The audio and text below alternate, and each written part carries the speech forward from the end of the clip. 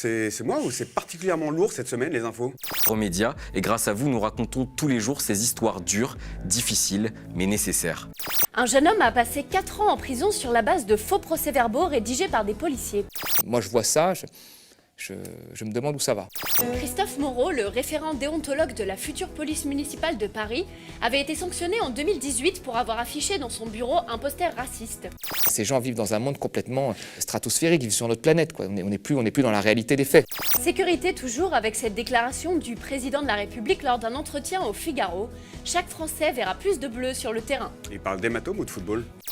Des policiers du tristement célèbre commissariat du 19e arrondissement sont visés par une plainte pour viol et violence sur un gardé à vue.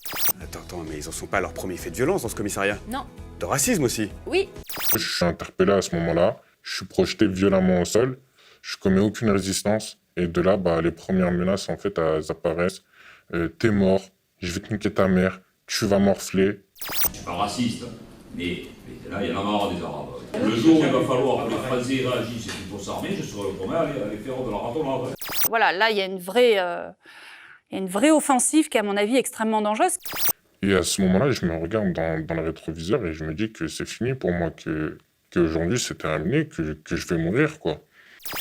Mais là, quand ils doivent voir ça, moi je me mets à leur place. Ça doit être horrible. Il m'a assigné un deuxième coup de poing. Après ça, ce policier a tiré mon caleçon de manière violente. Et je dis même de manière violente et volontaire. Et à ce moment-là, ce policier, il a introduit son doigt dans mon rectum. Ouais, donc ils sont clairement infestés. De rats? Clure. Ouais.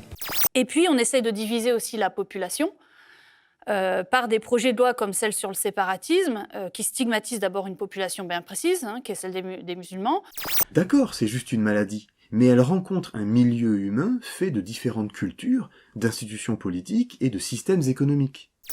Mais qu'est-ce qui se prépare derrière? Eh ben, il se prépare une alliance entre cette droite bourgeoise et cette droite identitaire, et qui, de toute façon, ces deux droites étant d'accord sur l'essentiel, c'est-à-dire servir les plus riches, le capital, la finance. On découvre ça à la faveur de la pandémie du Covid, mais le fait que l'accès à la santé, que le droit à la santé, qui devrait être un droit universel, n'est pas effectif partout, qu'il dépend d'innombrables facteurs et qu'il dépend notamment de l'offre de la loi et de la demande et de logique marchande, cela n'a malheureusement rien de nouveau. La seule nouveauté, c'est effectivement qu'on commence à les connaître au niveau français. À un moment, il faut vraiment redéfinir très clairement ce qui est de gauche ou de droite. C'est ça le problème, c'est que le quoi qu'il en coûte a servi, in fine, à enrichir énormément les plus riches, et n'a pas servi à la transition écologique, et n'a pas servi à soutenir les classes les plus précaires.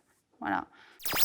Il faudrait peut-être commencer par avoir un programme, et puis ensuite faire en sorte que la majorité des populations, malgré leurs différences géographiques, culturelles et sociales, puissent y adhérer. Il va falloir construire de la solidarité. De la solidarité concrète, mais pour moi, il va falloir aussi construire des luttes sociales et écologiques qui permettent de renverser, ou en tout cas de renverser le rapport de force, en tout cas de peser bien davantage face à ce gouvernement. Aux médias, on ne ferme pas les dossiers, on les sort. Rejoignez-nous, abonnez-vous, partout. Soyez des nôtres.